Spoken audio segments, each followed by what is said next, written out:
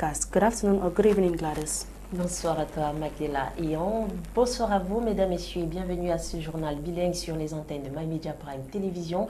La première partie de ce journal, c'est en langue anglaise avec toi, Magdella Eyong. In a bid to combat all what measures the governor had put in place concerning the juvenile that had been happening in the city of Douala, as it now, the governor, Samuel Ivaha Dubois, governor of the littoral region yesterday, toured the region and to ensure that all the measures he had put in place to curb the issue of the microbe in the city of Douala is well respected. And our reporter, Nolinga, actually followed this tour around the city of Douala and then compiled the following report. It is exactly 8 p.m. on the streets of Douala as at the time this video is shot. Unlike the usual traffic-heated Douala highways on ordinary days, by this time, the effectiveness of the suspension can be seen with fluidity in movements for the few transport facilities that could be still found at this time, probably heading for a halt. At dawn, some city dwellers would however share their experiences following the administrative decision which has been placed based on acts of violence and vandalism perpetrated by some troublemakers in the city.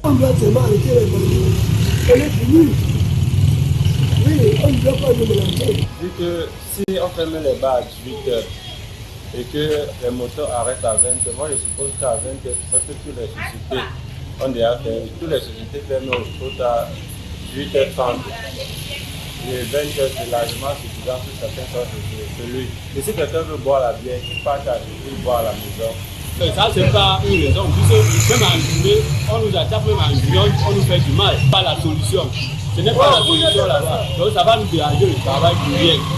Pour les motos, personnellement, ça sera très difficile pour eux de supporter cela parce que, comme le monsieur qui m'a porté hier, s'il n'a pas l'argent déjà à la maison, il faut qu'il nourrisse sa famille, il faut qu'il cotise pour l'enterrement de son frère, il faut qu'il cherche l'arme pour voyager. While many have been left with mixed feelings following the aforementioned decisions, it is worth noting that the emergency meeting which took place at the governor's office here in Douala also presses hard on people propagating fake news and those who will be caught moving around with dangerous weapons, as they will be systematically arrested. The Cameroon Development Corporation Board has voted 51 billion CFA as budget for the 2023 fiscal year, and this was during a board meeting held in Douala. Lasha Kingsley completes the story. Considered one time as one of Cameroon's big exports, the Cameroon Development Corporation CDC has been a shadow of itself since 2017 due to the effects of the Anglophone crisis. 2023, however, looks promising as 57 billion francs CFA has been voted by board members of the corporation who are fighting to put the corporation back on its feet. The budget reflects a growth of about 26% from last year's budget, and it includes enabling us to exploit some of the areas that we were not able to because of security reasons, and takes on board the major aspects of a diversification plan that general management has been working on that we hope will come into fruition this year. The budget, which has witnessed a 26% increase compared to last year, was voted at the corporation's board office in Limbe during a board meeting to examine and adopt the corporation's budget for 2023. Talking to reporters at the end of the board meeting, the board chair, Hope Sone Ebai, said the budget is quite an ambitious one as it will take into consideration the exploitation of some areas the CDC had not ventured in before now, as well as some areas that were not exploited due to security challenges. We have already existing plantations that are ongoing. We have those that we are going to, be able to exploit as the security situation improves. And once we get into these areas that have been fallowed for a while, they need maintenance, agronomic maintenance. We also need to put into practice what we've decided about a year ago on diversification into other crops, short cycle crops like cassava, like corn, and other things that the general management is proposing to the board. For his part, the general manager Franklin Goninjie expressed regret that due to the numerous challenges faced by the company, the corporation could not meet up to the ambitious projects it envisaged this year.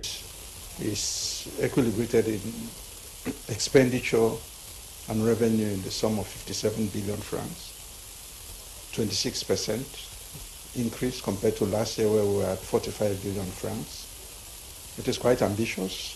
It rests on the fact that we are building on certain commitments that the government has taken, particularly as concerns certain vital investments that have to be made in the corporation. It is hoped that the company's management will put the money into use to realize the ambitious projects.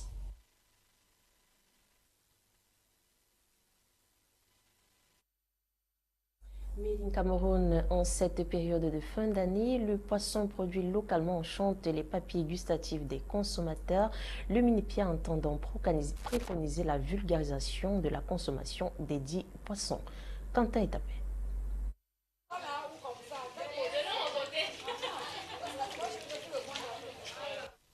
Le poisson localement produit regorge plusieurs avantages, notamment sur le plan nutritionnel et sur son coût financier. Un des avantages que ça ne contient pas de métaux lourds. On retrouve dans des poissons qu'on prend à haute mer et autres.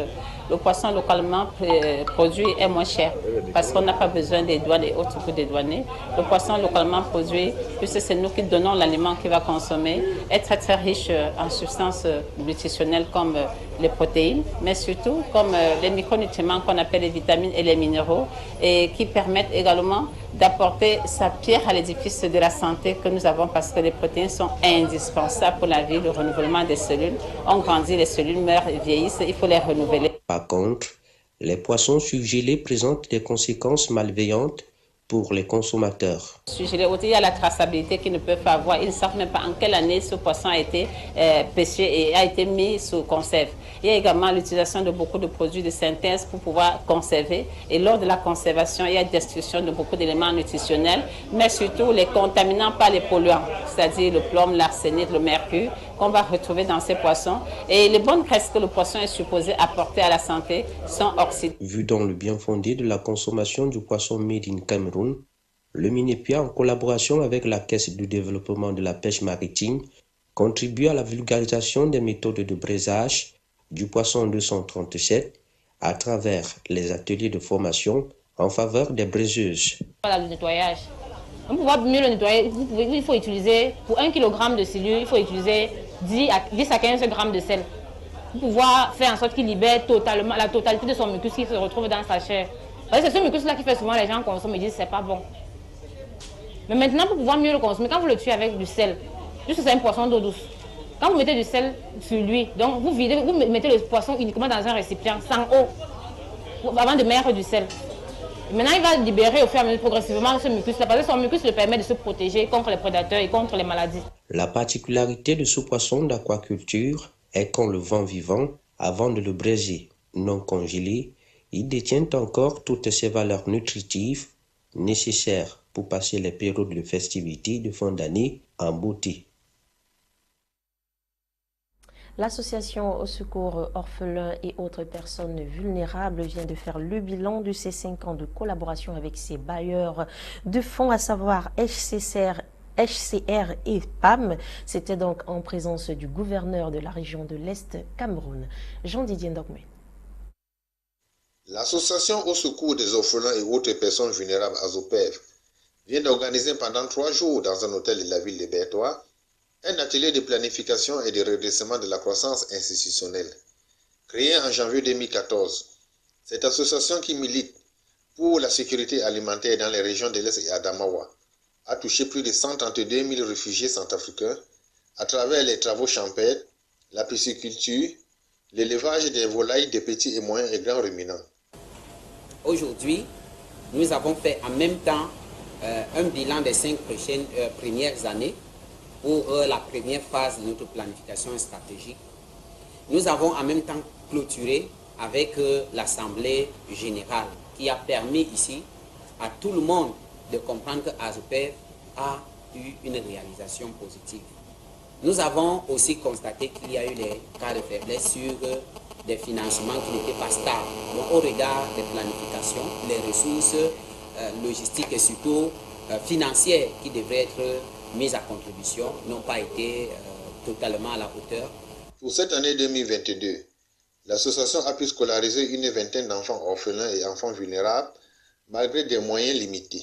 Je voudrais dire que le département genre de développement d'ASOPEV cette année, n'ayant pas suffisamment de moyens, n'ayant même pas de moyens, a pu faire quelques activités qui ont favorisé la scolarisation des jeunes enfants. Ces enfants étaient issus des parents handicapés ou des parents ou des enfants handicapés eux-mêmes. Et ces enfants étaient au nombre de 25 issus des départements du Lom et d'Ewane.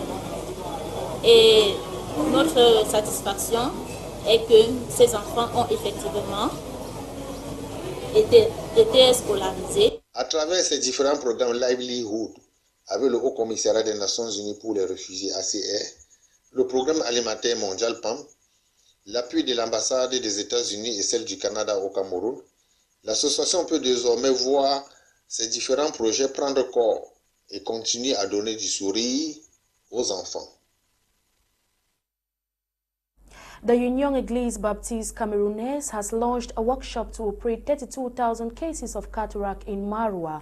The workshop, which is aimed at planning a 3-year project, saw the presence of the national president of the Eyong Église Baptiste Camerounese and other authorities. Our reporter Catherine Kongwe compiled the following report. 32,000 cases of cataract to be operated in 3 years is the goal set for the Far North Medical Work of Eyong Église Baptiste Camerounese. The launch workshop for this project, organized recently in Maroua, will enable the main actors involved in its implementation to better understand, as it saw the presence of the national president of the Eyong Église Baptiste Camerounese and other administrative authorities. Je dirais obligatoire l'initiation d'un tel projet. The setup of this organization is paramount because many people in the region and across our national territory are suffering from sight problem and sickness of eyes. Ranging from the south, Grand South, we have a huge quota of the population that cover a long distance just to get themselves treated. The reason why this structure has been erected at Maroua, it is due to the prevalence of this sickness against the population. Most at times, we are ignorant of the different eye diseases. That is why this structure was set up as a way of helping the population. It is going to be a very demanding task. A team will be set up to work in mutual collaboration with the population. We are equally striving to give proper sanitation measures to the population. Véritablement d'apporter leur contribution au rehaussement de l'état sanitaire. Implementation of this project in the field requires better impregnation of the various links. Thus, the organization of this project workshop in Maroua. CBM s'intéresse effectivement à un projet de lutte contre la... The Christian Blind Mission is interested in the fight against blindness, and we equally give attention to those living with handicapped patients to ensure they are trained on proper hygiene. We are equally focusing on these handicapped people mostly, especially the blind, because we want to assist in their treatment. Plus de considération pour ces personnes-là, parce que nous avons tous besoin des uns et des autres. Funded by Christian Blind Mission, this 3-year project will end in September 2025 and is aimed at operating more than 32,000 cataract cases and has effectively contributed to the fight against discrimination in the treatment of eye diseases in that part of the country. Le 56e symposium de la conférence médicale nationale s'est déroulé hier vendredi au palais du congrès de Yaoundé sous la modération de l'inspecteur de service du ministère de la Santé publique. Liliane Foguen pour les détails. Enjeux et défis face au compte unique du Trésor. C'est le thème du 56e symposium qui a eu lieu hier vendredi à Yaoundé.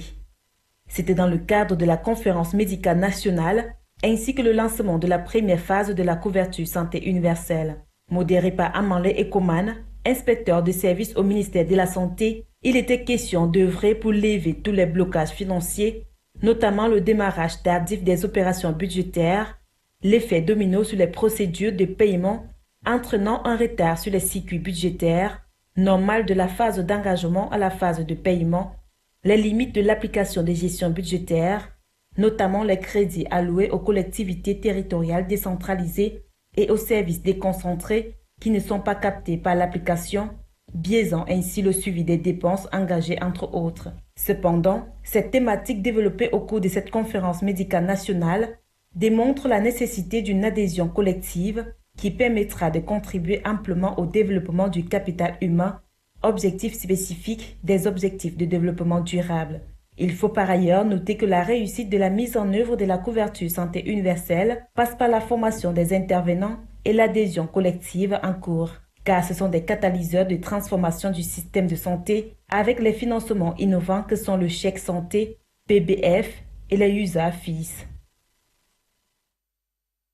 16 newly ordained pastors at PCC Beach Limbe will be making a total of 23 newly ordained pastors of the Presbyterian Church of Cameroon for 2022, as they will be joining the other 570 pastors serving God in different congregations spread across the globe. The ceremony was chaired by the moderator of PCC, Right Reverend Funky Samuel.